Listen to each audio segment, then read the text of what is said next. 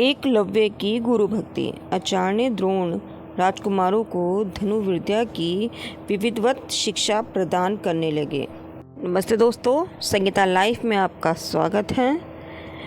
उन राजकुमारों में अर्जुन के अत्यंत प्रतिभावान तथा गुरु भक्त होने के कारण वे द्रोणाचार्य के प्रिय शिष्य थे। द्रोणाचार्य का अपने पुत्र अश्वत्थामा पर भी विशेष अनुराग था, इसीलिए धनुर्विद्या में वे भी सभी राजकुमार में अग्रणी थे। किंतु अर्जुन अश्वत्थामा से अधिक प्रतिभावान था। एक रात्रि को गुरु के आश्रम में जब सभी शिष्य भोजन कर रहे थे, तभी अकस्मात हवा के झोंके से दीपक बुझ गया।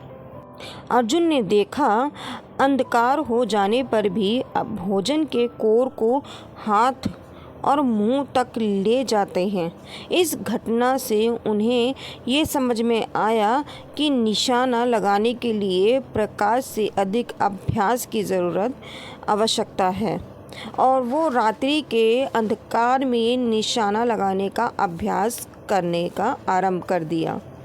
गुरु द्रोण उनके इस प्रकार के अभ्यास से अत्यंत प्रसन्न हुए।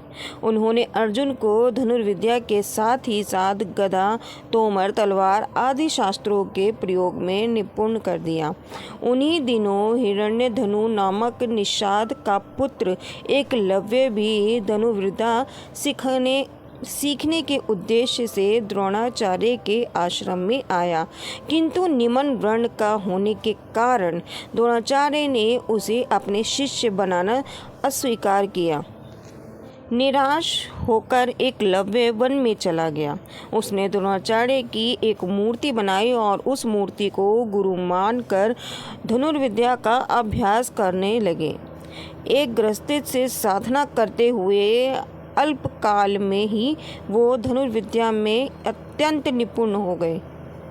एक दिन सारे राजकुमार गुरु द्रोण के साथ अखेट के लिए उसी वन में गए जहाँ पर एकलव्य आश्रम बनाकर धनुर्विद्या का अभ्यास कर रहा था। राजकुमारों का कुत्ता भटक कर एकलव्य के आश्रम में जा पहुँचा।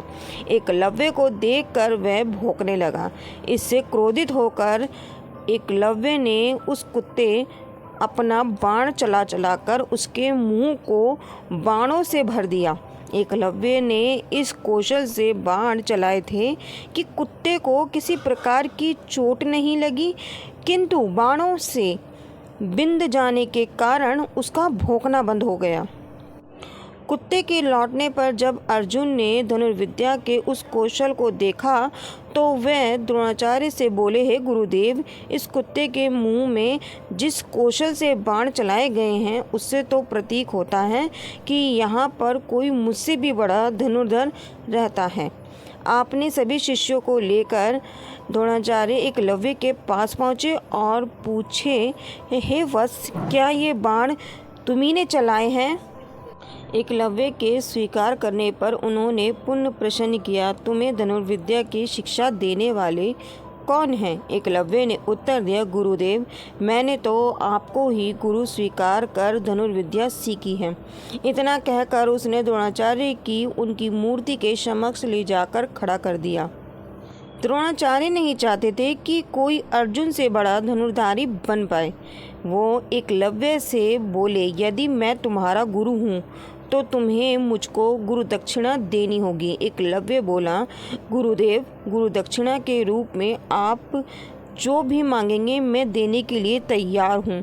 इस पर द्रोणाचार्य ने एकलव्य से गुरु दक्षिणा के रूप में उसके दाहिने हाथ के अंगूठे की मांग की। एकलव्य ने सहर्ष अपना अंगूठा दे दिया।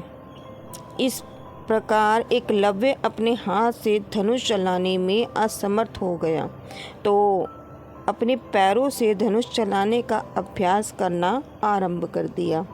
तो दोस्तों, ये थी एकलव्य और गुरु की कहानी द्रोणाचार्य। अगर कहानी कैसी लगी है आपको तो मुझे कमेंट में ज़रूर बताइएगा। राधे राधे।